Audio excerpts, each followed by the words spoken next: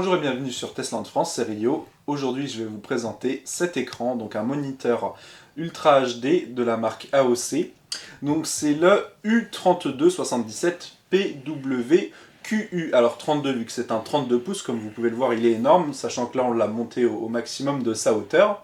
Donc c'est un écran en 4K Ultra HD avec une dalle VA, enfin il fait 32, il fait 31,5 pouces pour être précis. Avant de regarder cet écran, on va juste regarder un petit peu ce qu'il y avait dans le contenu de la boîte, du carton de cet écran. Donc en premier, on a un cordon d'alimentation tout simple, donc vu que le transfo est à l'intérieur de l'écran, donc il y aura juste ce câble d'alimentation. On aura un câble DisplayPort, donc bien sûr compatible 4K, comme ce câble HDMI aussi, donc du DisplayPort de l'HDMI. Même s'il y a aussi des connectiques DVI et VGA sur l'écran, les câbles ne seront pas fournis, mais bon, déjà avec l'HDMI et le DisplayPort, vous devriez trouver votre compte, surtout si vous voulez utiliser le 4K de cet écran. Nous avons aussi un assez long câble en USB 3, donc relié à l'arrière de l'écran vers votre ordinateur, vu qu'on verra qu'il y a un hub avec 4 ports USB, dont un en USB 3 à l'arrière. Et ce petit câble, donc un câble jack 3,5 mm stéréo vers jack aussi, pour brancher la carte son de votre ordinateur à cet écran, pour utiliser les deux petits haut-parleurs de 3 watts intégrés à l'écran. Et il y aura aussi une sortie casque sur l'écran, on va voir ça justement dès à présent. J'oublie pas le petit CD d'installation, bon il y a quelques petits softwares pas très utiles on va dire, et le guide d'installation qui est dans le CD, à peu près comme tous les écrans. Donc pour en venir au design de cet écran, on peut voir déjà tout autour un cadre en plastique d'assez bonne qualité, qui va pas trop prendre les marques de doigts, et on aura tout un liseré en métal en dessous qui va rappeler l'aspect premium un petit peu du pied, où il va y avoir du métal et du plastique transparent tout autour. Donc voilà, avec ce gros support, donc là il est monté au maximum. Donc on a le logo AOC, quelques petits logos ici pour les boutons qui seront en dessous, le voyant, la petite LED, et donc quelques rappels de technologie ici, 4K Ultra HD, la dalle VA, l'HDMI, le MHL si vous voulez brancher votre smartphone, le DisplayPort, la rotation de l'écran, l'USB, le son, le PIP PBP et un système d'anti-scintillement de l'écran. Donc on va l'abaisser au maximum à présent, donc on aura juste à exercer une pression comme ceci pour le descendre. Donc il tient assez bien. Alors il faudra faire attention à pas trop le déplacer ni à le remonter et baisser trop souvent, vu que ça se pourrait qu'il soit assez fragile à la longue. Donc ici donc il est baissé au maximum, on va pouvoir le remonter. On va pouvoir aussi effectuer une inclinaison vers le haut ou vers le bas. Et on aura aussi la rotation de l'écran jusqu'à 90 degrés. Donc je vais le pencher comme ceci, jusqu'à 90 degrés pour avoir un mode portrait, donc portrait au paysage comme vous le souhaitez. Bon là c'est vraiment si vous voulez mettre 3 écrans simultanément, ou alors si vous avez vraiment une utilisation spécifique de cet écran.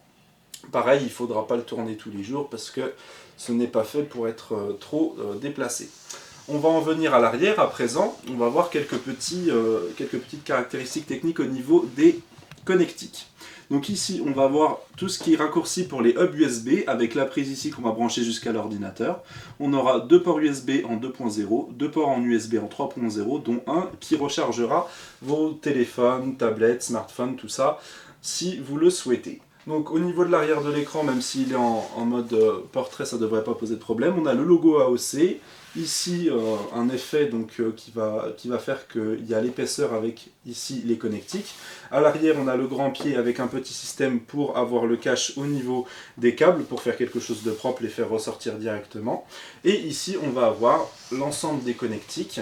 Donc on retrouve déjà les petits boutons que j'avais mentionné précédemment, et ici on va avoir tout ce qui est connectique. Donc on va avoir du DVI, de l'HDMI, du DisplayPort, du VGA, et nous aurons la prise entrée audio, donc en jack vers l'ordinateur, et ici une sortie casque ou pour brancher directement sur un système audio, même si vous l'aurez peut-être branché directement sur votre ordinateur. On aura aussi la prise ici pour l'alimentation avec un petit bouton on-off tout simplement. À présent, on va brancher cet écran et on va voir la suite de cet écran quand il sera connecté à un ordinateur. À présent, donc, on a connecté l'écran à un ordinateur, donc on l'a branché en DisplayPort. Je vais vous montrer un extrait vidéo d'environ 10 secondes et après je vais vous parler un petit peu des caractéristiques techniques de cet ordinateur.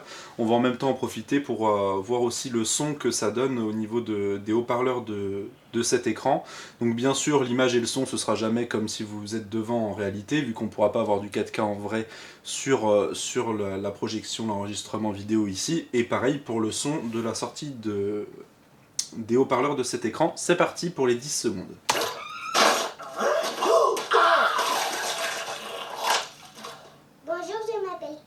Le capybara, je vais vous chanter ma chanson préférée. Oh! Memory, all alone in the moonlight.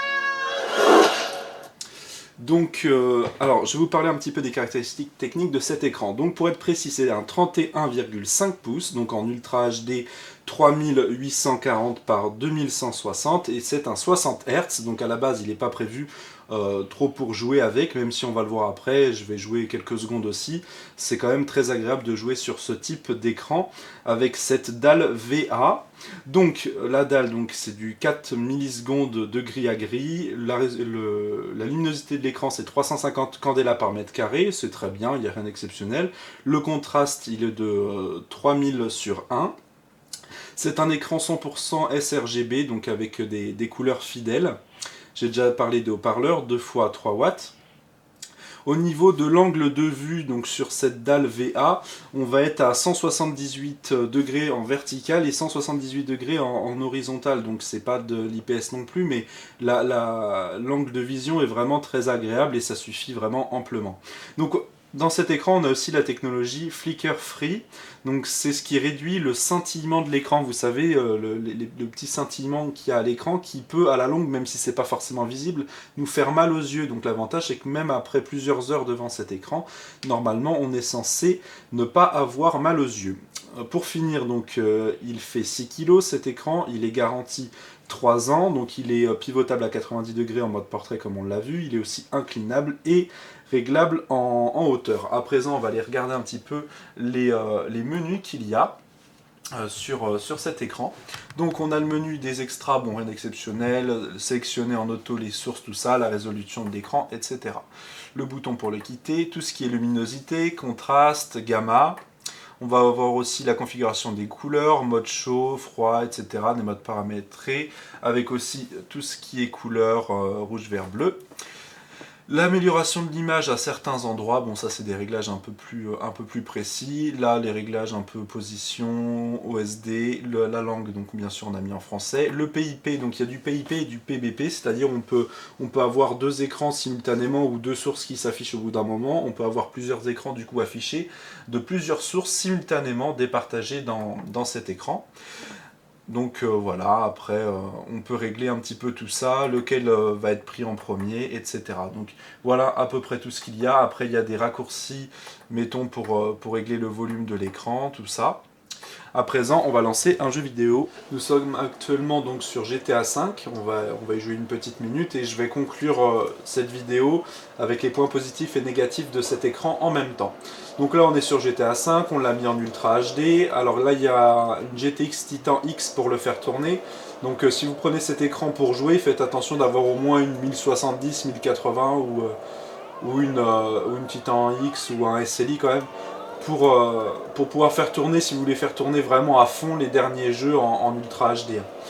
Donc cet écran, dans les points positifs, déjà on a la qualité de la dalle VA, son temps de réponse, les couleurs qui sont vraiment très agréables. Autrement, on aura aussi la connectique qui va être vraiment complète. On aura du VGA, du DVI, du DisplayPort et de l'HDMI. Donc ça va être vraiment complet. On aura même le MHL pour afficher donc le contenu de notre téléphone, qui pourra même le recharger en même temps. Le design de cet écran qui est quand même assez sobre, c'est peut-être ce qu'on va aimer, d'autres aimeront un peu moins, mais bon, vu que c'est pas sa propriété principale d'être un écran gamer, ça ne posera pas de problème, même si certains gamers aussi n'aiment pas forcément les choses qui sont trop flashy, trop gaming. Les haut-parleurs, ils sont d'assez bonne qualité, même si bon, ils sont un petit peu stridents, mais c'est des haut-parleurs d'écran aussi, on va pas trop leur en demander. Ça dépanne et ça dépanne bien. Après, c'est sûr que vaut mieux avoir un casque ou un bon système audio avec 2 enceintes ou au moins, ou même plus d'enceintes, voilà. Donc ce sera tout à peu près pour les points positifs. Bon, après il y a aussi le fait qu'on peut avoir une rotation à 90 degrés, si vous voulez le mettre en mode portrait. Il est inclinable, mais par contre il ne sera pas rotatif à sa base. Donc bon, pour le décaler, vous aurez juste à le faire comme ceci. De toute façon, vous ne le ferez pas toutes les 5 minutes, donc normalement ça n'a pas trop censé poser problème. Dans les points négatifs, il y en a, mais on a dû les trouver quand même, c'est pas énorme. Au niveau des ports USB qui sont sur les côtés, c'est un petit peu comme tous les écrans avec des raccourcis.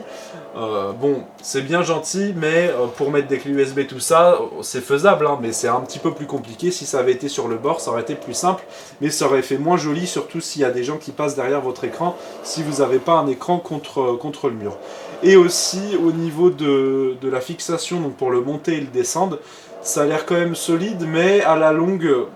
il va pas falloir trop le déplacer trop souvent et le remonter et le descendre tous les jours parce que ça pourrait risquer de s'affaiblir et de tenir un petit peu moins bien à la fin. Donc voilà, si vous avez aimé cette vidéo, vous pouvez mettre un petit like sur notre vidéo, nous suivre sur notre chaîne YouTube, s'abonner, nous suivre sur Twitter, aimer ma page Facebook Rio Testland France et on se dit à bientôt pour de prochains tests vidéo sur Testland France.